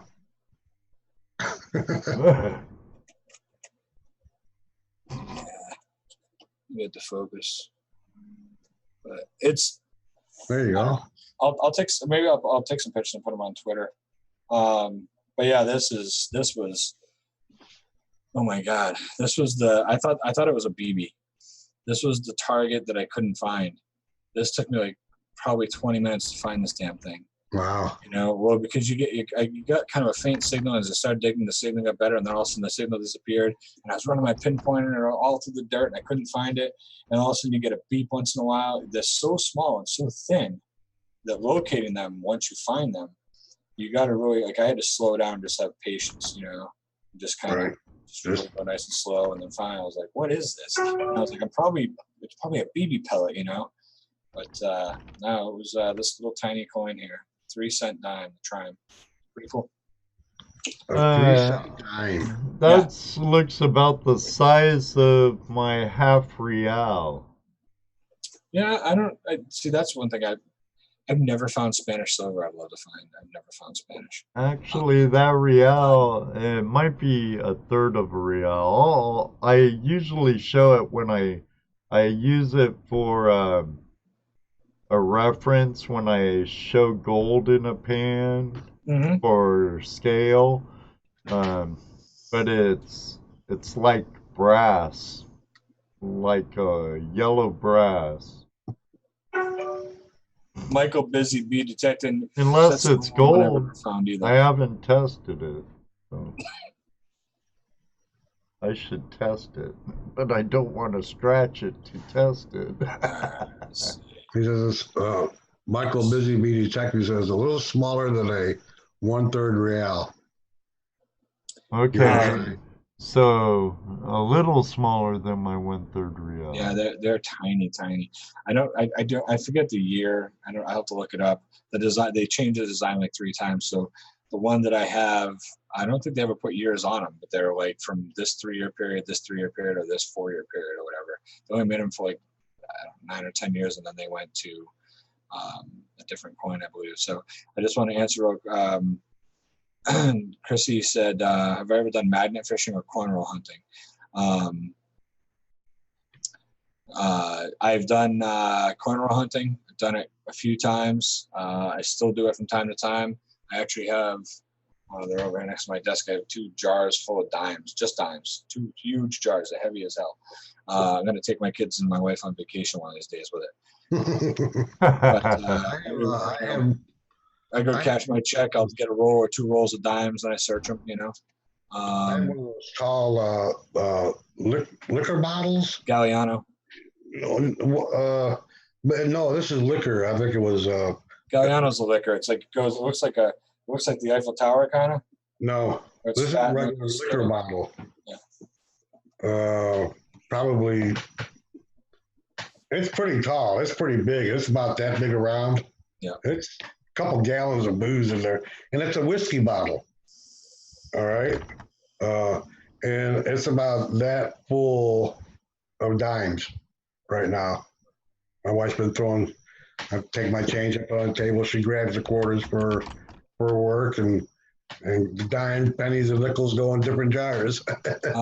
Placer Chaser asked, "What's my favorite coin that is too expensive to own?" That'd be anything gold. I've never found gold coin. I found the only piece of gold I've ever found was a gold ring, and it was 10-karat gold. Nice. But any gold coins, I'm trying to think. I don't even know which ones are out there. To be totally honest with you, I know a couple guys that have found some. I'm trying to think of the names of them, and I can't off the top of my head. But I've never found one, and I really I try to keep that out of my head because it's such a big dream to chase. I know everyone's after it. Like all my friends are like, "Oh, I want the." I can't think of the name. But to me, it's like, I'm never going to find that golden dollar or whatever it is, you know? So that way, if I ever do, it'll be a mind-blowing event, you know, if you're not looking for it, you know? Yeah, any gold coin would be amazing to own. Anything gold would be nice. Oh, yeah. Well, how about a gold nugget? 2019. If I start gold panning, do I have to build a crucible so I can melt the stuff down and make bars or what? Well, you don't want to melt down nuggets. I'm just kidding. You never know. You never know. You're gonna make bars, yes. You definitely need that stuff. So go ahead and buy that stuff first. Yeah. Then you have a reason to go out and find enough to make a bar. Yeah. See? Right. But you don't want to melt down nuggets, especially if they host any quartz specimen value. It's worth more that way. Oh, really? Or cool. Jewelry grade. I'm just thinking about that I used to watch that TV show Gold Rush or whatever it was. Oh yeah. You know, those guys melt down their gold. Some of them do into like a chunk and then they bring it and sell it over. Right. Fine gold, I'd have no, like Ray Rusa, fine gold, I'd have no problem melting down. And you still refining. Do you still have me presented? Oh yeah. Because on my screen I'm still presented. I'm looking like an idiot. There you go. Better? Yeah. What are we on? Whoever talks goes up now. Michael, I swing a Garrett AT Max. There you go. Brian's gonna make a gold necklace. Yeah, because that's what he finds, nuggets. Yeah. I got my cousin has, and he just moved up to Vermont. Imagine that.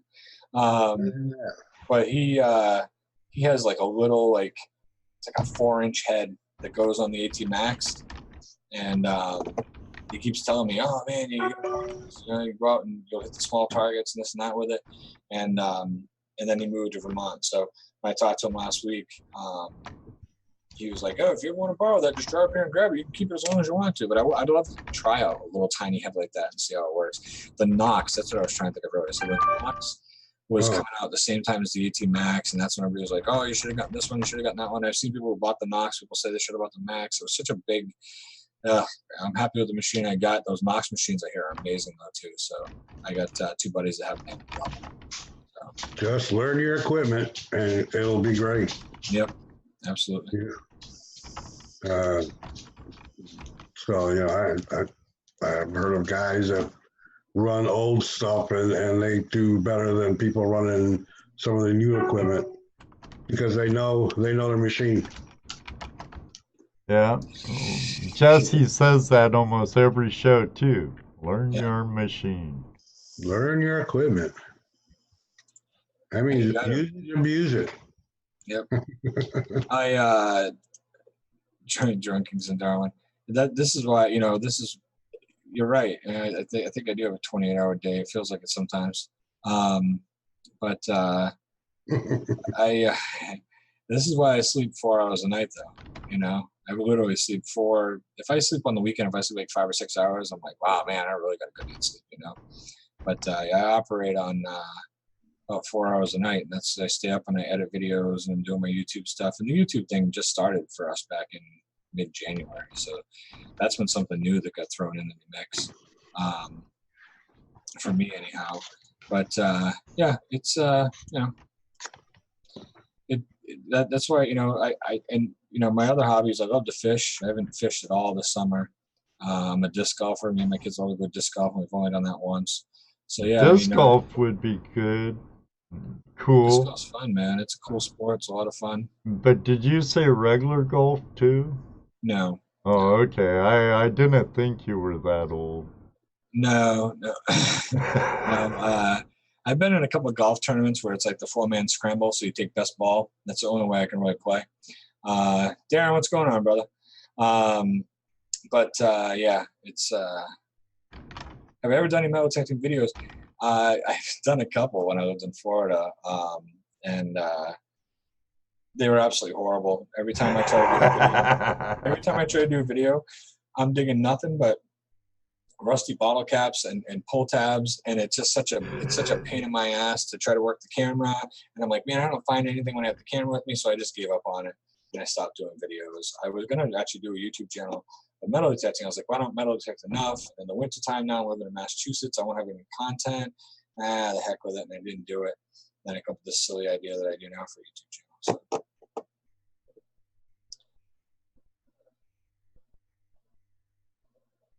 GTAO Vlogs, how you doing? Thank you. I appreciate it. I'm glad you're enjoying it.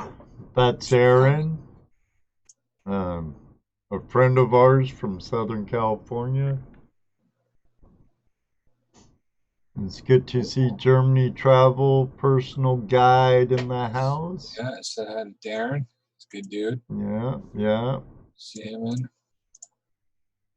I see a lot of our video call-in show friends are here, which is greatly appreciated. That reminds me, at 10 o'clock, we'll be doing a flash raid over at Video Call-in Show. Very nice, very nice. I'm back. I had to go get something. Sorry, Ed. Hey, no worries. Some treasure porn. Just to show someone who asked. Oh yeah, that's a beautiful necklace you had wrapped at the show. Yeah, I saw it the other night. That was awesome. Isn't that cool? Yeah, dude. Beautiful, beautiful work there, huh?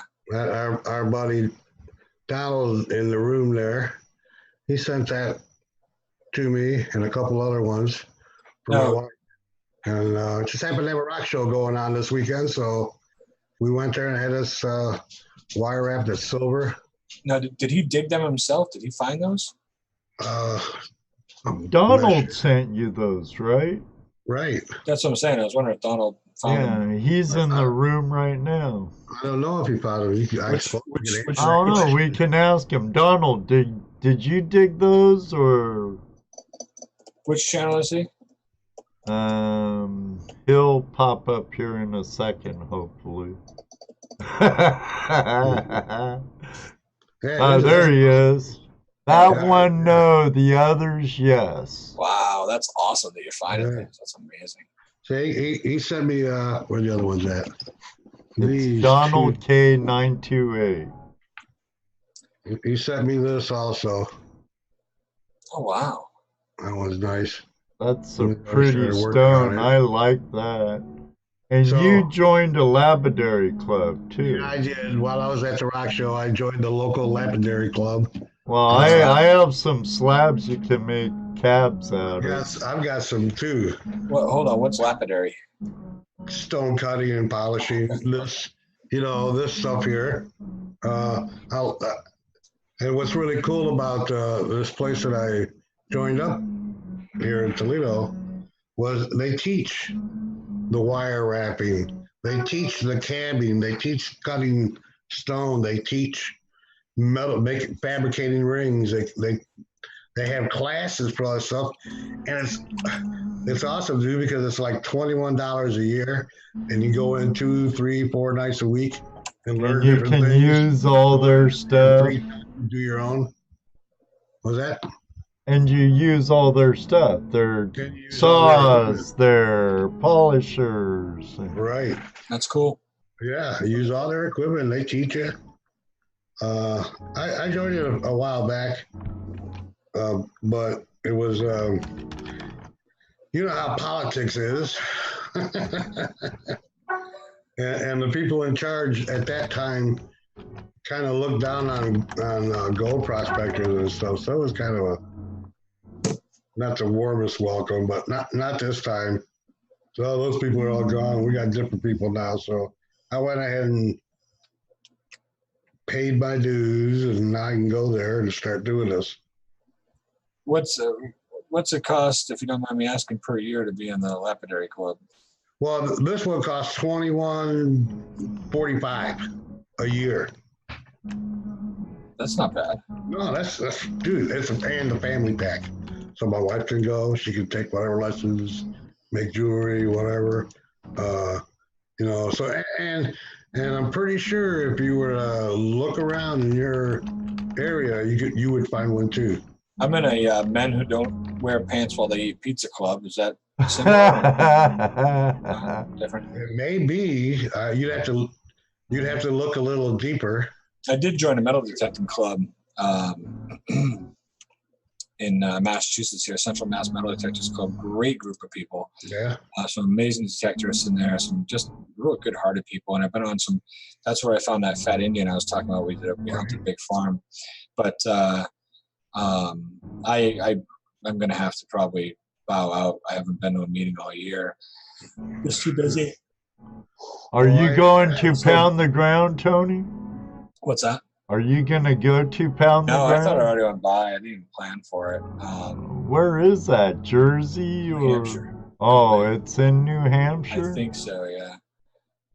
But yeah, I haven't been to my club. I feel bad. They're a great group of people. And I'm just going to have to tell I haven't even paid my yearly dues yet. Bad Indian, is that politically correct? But the problem is on Thursday nights, I'm also on the advisory committee in my town, which is the finance committee. So I serve in the finance committee in my town.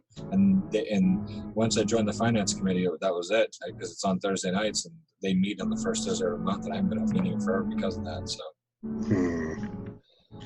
Yeah, so when you commit, yeah, gotta go through it. Yeah. Fed Indians, that PC, I don't know. Probably only to a PC kind of person. Probably only to a non-fat Indian. Yeah. Or a non-fat New York. Indian. That's what I meant. Just north of Pittsburgh, New York. What? Plattsburgh, yeah. Oh, Plattsburgh. Yeah, you're right, Chris. I've learned so much from these people, and there's 2 guys in the club that are younger than me. Other than that, it's a lot of old timers that have been doing this forever. I mean, forever. And you get a lot of cool little, pardon me. You get a lot of cool little tips and tricks when you get to go on, out live, dig out these guys. You really learn on the spot. It's really been beneficial for my son. These old timers will take him under their wing when we're out doing these club hunts and kind of teach him a lot too, which is awesome. So it's just the camaraderie of it,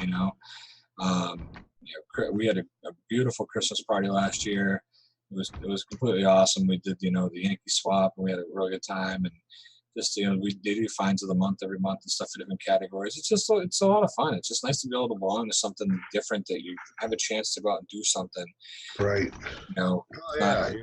It breaks the monotony of your normal routine. It gets you out of your daily routine, out of the house, out of the from here to there, back to here to there. It gets you out of that routine into just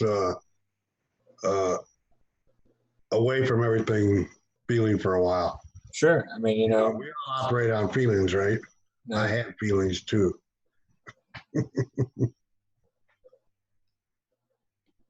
Hello? Yeah. Bob Dip, super secret lurker mode. Yeah, he's going on big screen. That's awesome. That's how I should start watching all this shit. You know, I haven't seen in a while. I don't know if he hangs out in your chat ever or not, but I was asking the other day, I haven't seen Tim Johnson forever. You know what? I haven't either. I haven't either. I've seen him in the Nimminati's, and I would, you know, I'd see him on the Nimmin streams. I'd see him on Andrews at Pusha Studios. I haven't seen him in any of those. I haven't seen him anywhere. I haven't seen him anywhere at all.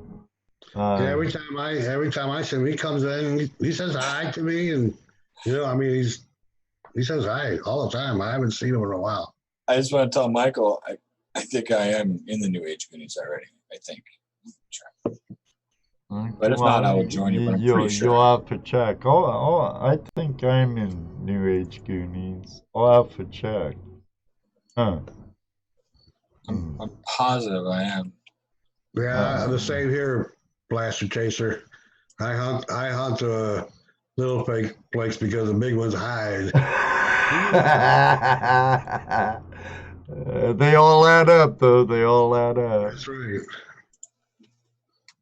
Oh, I am. Okay, I thought I was, Michael. Let me see. Drunking and his conspiracy theories again.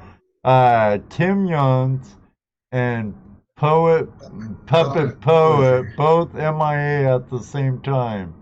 I thought he was saying that type of thing with Wisco style too. Yeah, pretty sure Wisco is public poetry. Yeah, so New Age Goonies, I am part of the group on Facebook here. It's funny because a lot of my friends I see my friends like in the post John Sikorsky, and I'm like, guys, I hang out with them. Oh, Jared's there. But yeah, I am part of the New Age Goonies. I'm sorry I'm not active in the groups. I just, honestly, Facebook kind of went to the wayside for me when I joined YouTube. You know, if I'm being honest, I mean, YouTube, it's, Facebook was the way I interact with people. Now I interact here. You know, whether it be on live chats or in my comment section or in other people's comment sections or whatever, I've really dedicated to try to be a good I do. you know.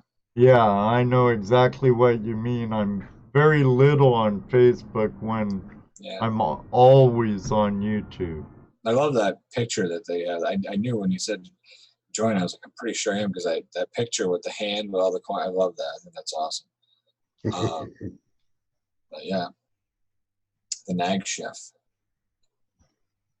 Michael Boyles. Well, I'm Tony Aubin, so that's my last name. Oh no, I get doxxed.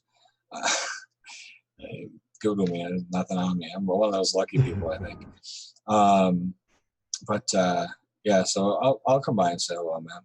I'll come by and say hi again. So I just haven't been on Facebook much at all. I go on there and I pop my videos on and promote them on my Facebook. I have like a Facebook fan page for Viewed This, and I put my videos on there. I say hi to my mom. I move on, you know.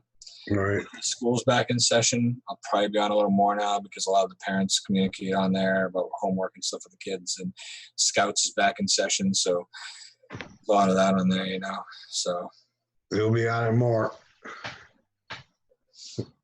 Yeah. I'll just be on with those groups. I'll get notifications from those and stuff. But yeah. HT Shovelhead, have a great evening. Or a great day. He's working, so. All right, Ed. The other Ed. See you later. Thanks for stopping by, brother. We gotta get ready for the raid. Yeah, I'm about ready to put a link in the chat. and then we're gonna say some goodbyes. All right. Well, Mojo's got to leave because his wife got home. He's better jump off the computer. Yeah, Well, we'll see you soon, Mojo. buddy. See you, Mojo. He's a New Englander also. Oh yeah, very cool. Yeah. Very, very cool. Yeah, it's funny. When I was in Florida, I met a few different people that metal detected, but like, it's really strange. Like in Florida, it felt like a lot of people didn't communicate in the metal detecting community. In the ones that I found while I was there, I was only for my last year that I was there, and I didn't really start trying to connect with people and find people until like the last like 5 to 6 months. But everybody that I did talk to, I was like, hey, you guys want to get together and go detecting sometime or whatever? And they're like, I'm not showing my spots.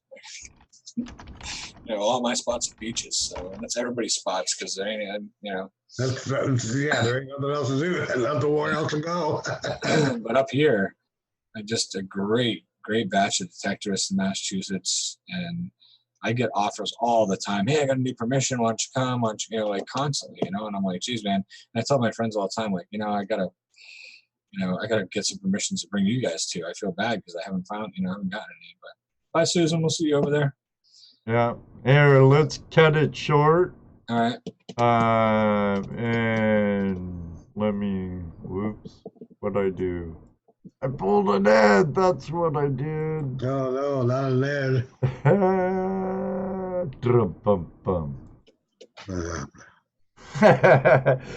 Thank you, everybody, for joining us Already saying goodbye and tonight. getting ready to head over there. We have Goodbye, everybody. 9:58. Jim be starting in just a couple of minutes. Links are in the description or in the chat. Hope to see you at the raid. If it's your first time, Jim's a great guy, puts on a great show. Until then, may you always have a flash in your pan. Good night, everybody. And next week, we're having another YouTuber on, Mike Keefer from Aqualand Relics, here on YouTube. Hope to see you next week. So, until then, may you always have a flash in your pan. And you know what he's going to say next. That's right, because you never know. Maybe one day, too, you'll meet us on the river. Good night, everybody. Thank you. Good night, everybody. Night, everybody. Night, Ed. Good night, Jesse. Good night. Have a good night. Night, John. Thank you very much for having me on, guys. I appreciate it. You're more than welcome, brother. Thanks so much. I'll see you at Jim's. All right, we'll be right behind you. Yep, for sure. All right, everybody. Good night. I'm out of here.